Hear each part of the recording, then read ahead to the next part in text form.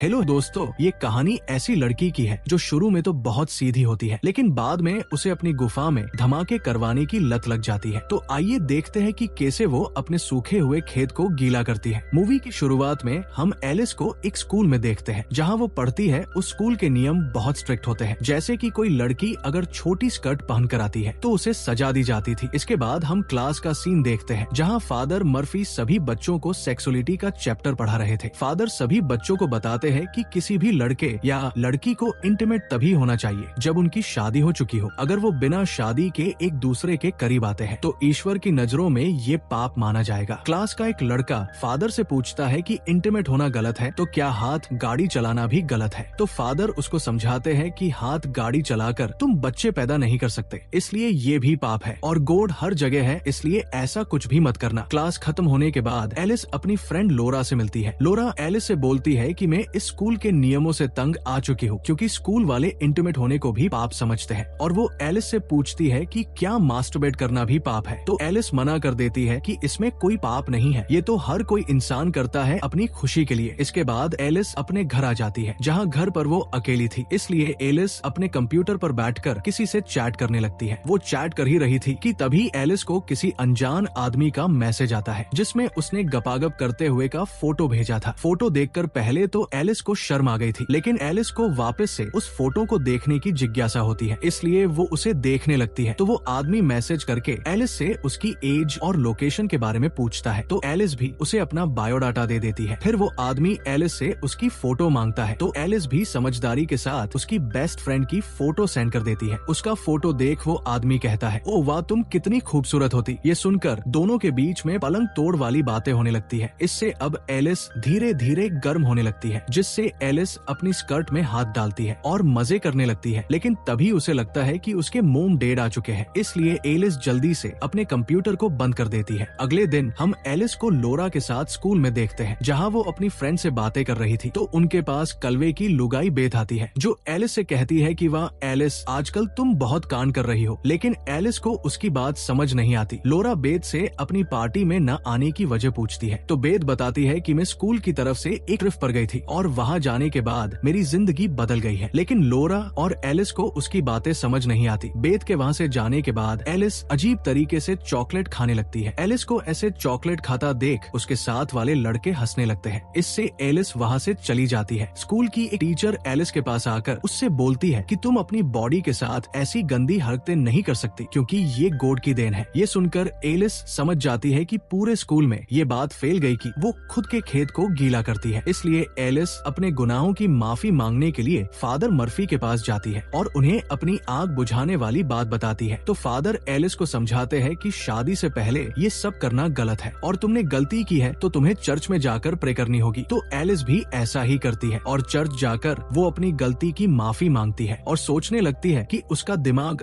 फालतू कामों पर जाने लग गया है, इसलिए वो स्कूल ट्रिप पर जाकर अपने दिमाग को शांत करके गॉड के बारे में और जानेगी। एलिस ऐसा ही करती है, वो स्कूल ट्रिप पर जाती है। लोरा भी ट्रिप पर जा रही थी, लेकिन वो गॉड के बारे में जानने के लिए नहीं, बल्कि उसी के स्कूल के एक लड़के को पटाने के लिए। थोड़ी देर बाद वो सभी उसी जगह पहुंच जाते हैं जहां उनका कैंप था। कैंप से कुछ बच्चे बाहर आते हैं जो कि इनके ग्रुप के लीडर थे। उनमें से हम एक लड़के को देखते हैं जिसका नाम क्रिश था। क्रिश को देखते ही एलिस की गुफा में हलचल मचने लगती है। वेल तभी वहाँ की इंचार्ज नैना वहाँ आती है, जो सभी को अंदर लेकर जाती है। नैना एलिस से उसका फोन मांगती है, क्योंकि ट्रिप पर फोन अलाउड नहीं था, ताकि सभी बच्चों का ध्यान ट्रिप पर लग सके। पर एलिस नैना को अपना फोन नहीं देती और झूठ बोल देती है कि उसके पास फोन नहीं है, जिसके बाद सभी बच्चों को एक साथ हॉल में बिठाया जाता है, जहां फादर सभी बच्चों का अलग अलग ग्रुप बना देते हैं। एलिस क्रिश के ग्रुप में थी, इसलिए एलिस के मन में लड्डू फूटने लगते हैं। फिर फादर मर्फी सभी बच्चों से कहते हैं कि तुम यहाँ आए हो, ये ईश्वर ने पहले से प्लान कर रखा है और तुम 4 दिनों तक यहाँ रहकर अपनी जिंदगी के बारे में सीखोगे, जो कि ईश्वर चाहते हैं। जिसके बाद फादर सभी बच्चों को एक पेपर देते हैं जिस पर फीलिंग के बारे में लिखा था। फादर कहते हैं कि तुम सभी को इस पर टिक करके बताना है जो तुमने यहाँ आने से पहले महसूस किया हो। तो सभी बच्चे अपने अपने मूड को टिक कर देते हैं, लेकिन एलिस टर्न ऑन पर टिक कर देती है, क्योंकि कुछ दिनों पहले ही वो किसी के साथ इंटीमेट होना चाहती थी। लेकिन एलिस इस बात से घबरा जाती है कि इस बात का सबको पता चल गया तो उसका मजाक बनाया जाएगा, इसलिए वो उस टिक को हटाने की ट्राई करती है। पर इससे पहले ही उनके पेपर सबमिट करवा लिए जाते हैं, जिसके बाद नैना आकर कन्फेशन करती है कि मुझे लगता था कि मेरे मेरे मोम डैड मुझसे प्यार नहीं करते, लेकिन यहाँ आने से मेरी लाइफ इतनी चेंज हो गई कि मुझे अब लगने लगा कि मेरे मोम डैड मुझसे भी प्यार करते हैं। हाँ सही है, इसको तो ऐसा लगेगा ही, और वो क्यों आपको आगे पता चलेगा। अगले सीन में हम रात को एलिस को देखते हैं जो अपने नोकिया 1208 में सांप वाला गेम खेल रही थी। आउट होने पर फोन जब वाइब्रेट हो रहा था तो एलिस को आइडिया आता है और वो फोन को अपनी टांगों के बीच में रख लेती है, जिससे उसको बहुत अच्छा फील हो रहा था। अगले दिन सभी बच्चे जंगल में घूमने के लिए जाते हैं, जहाँ एलिस जानबूझकर खुद को चोट पहुंचा लेती है ताकि उनका ग्रुप का लीडर जो कि क्रिश था वो उसके पास आ जाए, और होता भी ऐसा ही है। चोट लगने की वजह से एलिस चल नहीं पाती तो क्रिश एलिस को अपनी गोद में उठाकर उसे उसके केबिन में छोड़ देता है। तभी एलिस के पास नैना आकर एलिस से उसकी चोट के बारे में पूछती है और कहती है कि जल्दी से बाहर चलो ताकि हम ग्रुप फोटो ले सके। लेकिन तभी एलिस का फोन वाइब्रेट होता है, जिससे नैना को उसके फोन के बारे में पता चल गया था। नैना एलिस से कहती है कि मैंने तुमसे पहले ही दिन फोन मांगा था, लेकिन तुमने मुझसे झूठ बोला। इसके बारे में मुझे फादर से बात करनी पड़ेगी। जिसके बाद सभी ग्रुप फोटो लेते हैं। फोटो लेने के बाद फादर मर्फी एलिस को डांटने लगते हैं कि तुमने एक बार फिर से हमारे यहाँ के नियम को तोड़ा है, इसलिए तुम्हें सजा के तौर पर पूरे केबिन की सफाई करनी पड़ेगी। जिसके बाद एलिस भी सफाई करने के काम में लग जाती है। सफाई करते हुए एलिस की नजर फादर मर्फी के रूम के अंदर रखे कंप्यूटर पर जाती है और वो खुद पर कंट्रोल नहीं कर पाती, इसलिए एलिस जल्दी से फादर के कंप्यूटर पर जाकर वापस से एक लड़के से चैट स्टार्ट कर देती है। एलिस उस लड़के से इंटीमेट होने के बारे में पूछती है, लेकिन एलिस को ऐसा लगता है जैसे कोई आ रहा है, इसलिए वो जल्दी से कंप्यूटर को बंद करके वहाँ से निकल जाती है। लेकिन वो कंप्यूटर को शट डाउन करना भूल गई थी। अगले दिन सभी बच्चे बेटे होते हैं क्योंकि इन्हें यहाँ अब 3 दिन गुजर चुके थे। तभी वहाँ फादर आकर सभी बच्चों से पूछते हैं कि जिस किसी ने भी मेरे कंप्यूटर से चैट की है वो खुद आकर मुझे बता देगा तो अच्छा रहेगा। लेकिन कोई भी बच्चा इस बात को एक्सेप्ट नहीं करता, तो फादर मर्फी एक एक करके सभी बच्चों का इंटरव्यू लेने लगते हैं ताकि उन्हें पता चल सके कि उनके कंप्यूटर का इस्तेमाल किसने किया है। एलिस जब इंटरव्यू देने आती है तो फादर मर्फी उससे बोलते हैं कि पूरे स्कूल में तुम फेमस हो क्योंकि स्कूल में चारों तरफ तुम्हारी ही चर्चाएं हैं। तो एलिस बोलती है कि मैं एक सीधी लड़की हूँ और जो भी बातें आपने मेरे बारे में सुनी है वो सब अफवाह है। इसके बाद एलिस किचन में सफाई का काम कर रही होती है। तभी वहाँ उसकी क्लास का लड़का आकर कचरा नीचे गिरा देता है, जिससे एलिस उसके ऊपर गुस्सा होकर बोलती है कि तुम्हारी वजह से मैं पूरे स्कूल में फेमस हो रखी हूँ। तो वो लड़का भी बोल देता है कि तुम भी कुछ कम नहीं हो, तुम्हारी वजह से ही मेरा ब्रेकअप हुआ है। तभी फादर वहाँ आकर उस लड़के को वहाँ से लेकर चले जाते हैं। एलिस अपनी सफाई कर ही रही होती है। तभी एलिस की नजर खिड़की से बाहर जाती है जहाँ नैना और स्कूल का एक लड़का रोमांस कर रहे होते हैं। ये देख एलिस भी एक्टिव हो जाती है और झाड़ू की हेल्प से खुद को खुश करने लगती है। सब हो जाने के बाद एलिस लोरा के पास जाकर नैना के कांड उसे बताती है, लेकिन लोरा को एलिस की बातों पर यकीन नहीं होता और वो एलिस से बोलती है कि तुम्हारे दिमाग में हर टाइम रोमांस चलता रहता है, इसलिए तुम्हें हर कोई तुम्हारे जैसा ही लगता है और तुम बहुत गंदी लड़की हो, इसलिए आज के बाद तुम मुझसे कभी बात मत करना। इससे एलिस को बहुत बुरा लगता है। अगले दिन एलिस जब सफाई कर रही होती है तो उसे उसी लड़के का ब्रेसलेट मिलता है जिसने उसकी अफवाहें स्कूल में उड़ाई थी। उस ब्रेसलेट को लेकर एलिस फादर के कंप्यूटर के पास रख देती है। तभी उसे किसी के आने की आहट सुनाई देती है, जिसे सुनकर एलिस छुप गई थी। तो फादर मर्फी वहाँ आकर अपने कंप्यूटर में कुछ वीडियो चलाकर हाथ गाड़ी चलाने लगते हैं, जिसे देखकर एलिस चौंक जाती है और बाहर आकर सोचने लगती है कि ये खुद तो मजे कर रहा है और दुनिया को ज्ञान बांट रहा है। बाहर एलिस को क्रिश मिलता है, जिसे देखकर एलिस की आग बढ़ चुकी थी। वो क्रिश को किस कर लेती है और क्रिश भी आराम से किस करता है, लेकिन क्रिश को एहसास होता है कि वो गलती कर रहे हैं, इसलिए क्रिश वहाँ से भाग जाता है। रात को सभी ग्रुप बनाकर एंजॉय कर रहे होते हैं, लेकिन एलिस का तो सुबह की घटना को सोच कर ही दिमाग खराब हो रहा था, इसलिए वो सभी को छोड़कर वहाँ से भागकर सीधे एक बार में आ जाती है जहाँ एलिस को जीना नाम की एक लेडी मिलती है जो एलिस को परेशान देखकर उससे बात करने लगती है। तो एलिस अपनी परेशानी उसे बताती है कि लोग जैसे अंदर से होते हैं वो बाहर से वैसे दिखते नहीं है। मैं जिस स्कूल में पढ़ती हूँ वहाँ में छोटी छोटी गलती की भी सजा दी जाती है। तो जीना उसे बताती है कि मैं भी छोटी थी तब कैथोलिक स्कूल में पढ़ी हूँ, इसलिए मुझे पता है कि तुम्हें कैसा फील हो रहा होगा। थोड़ी देर बातें करने के बाद जीना एलिस को उसके कैंप के बाहर छोड़ देती है और एलिस से कहती है कि जल्दी से तुम्हें अपने स्कूल को चेंज कर देना चाहिए ताकि तुम अपने मन की कर सको। अगली सुबह जब सभी बेटे होते हैं तो फादर मर्फी आकर उस लड़के को अपने साथ लेकर जाते हैं जिसने एलिस की अफवाह फैला रखी थी। उधर लोरा भी एलिस के पास आकर उससे सभी बातों की माफी मांगने लगती है और कहती है कि मैं शर्मिंदा हूँ कि मैंने तुम्हें इतनी अश्लील समझा। वो सारे कांड तो उस लड़के ने किए थे। जिसके बाद सभी का लास्ट दिन था, इसलिए सभी अपनी अपनी बातें कहते हैं। वो लड़का आकर अपने किए हुए कांड के बारे में सभी के सामने सॉरी मांगता है। जब एलिस की बारी आती है तो वो हिम्मत करके सबके सामने बोलती है कि यहाँ हर कोई अपनी सच्चाई छुपाकर बेटा हुआ है, क्योंकि सबके चेहरों पर एक नकली फेस है जो वो दिखाना नहीं चाहता। जिसके बाद एलिस अपने घर आ जाती है और अपने नए स्कूल के बारे में देखती है। अगले दिन जब एलिस नए स्कूल जाती है तो उसकी मुलाकात वहाँ क्रिश से होती है, जो एलिस से उस दिन हुए कांड के बारे में माफी मांगता है और दोनों अच्छे फ्रेंड्स बन जाते हैं। इसके बाद एलिस कॉन्फेशन करने के लिए फादर के पास जाती है और बताती है कि जब मैं टूर पर गई थी तब मैंने वहाँ एक आदमी को वीडियो देखते हुए हाथ गाड़ी चलाते हुए देखा था। अब आपको पता है वो मर्फी ही था, लेकिन फादर मर्फी इस बात को मानने से इनकार कर देते हैं और एलिस को बोलते हैं कि किसी को ऐसी हरकतें करते हुए देखना भी पाप है, इसलिए तुम चर्च जाकर गॉड से प्रे करना। पर एलिस घर आकर अपने कंप्यूटर में अच्छे वीडियो चलाकर खुद को ही खुश करने लगती है और इसी के साथ इस मूवी की हैप्पी एंडिंग हो जाती है। आपको मूवी कैसी लगी कमेंट करके जरूर बताना। Thanks for watching.